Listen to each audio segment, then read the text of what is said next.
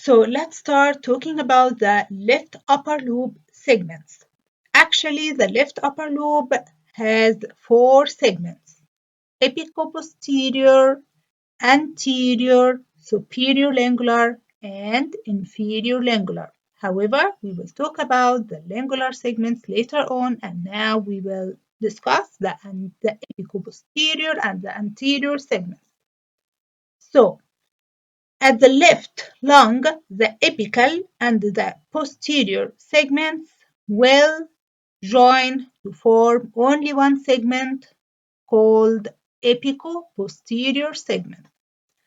This segment will be seen, okay, at the level of the superior cuts of the trachea and also at the inferior cuts of the trachea and also at the tracheal bifurcation. Okay, so the apico-posterior segment is seen all over the cuts of the trachea and tracheal bifurcation.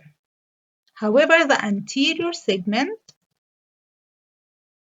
will not seen at the superior cuts of the trachea and will start to appear at the inferior cuts of the trachea as well as at the tracheal bifurcation.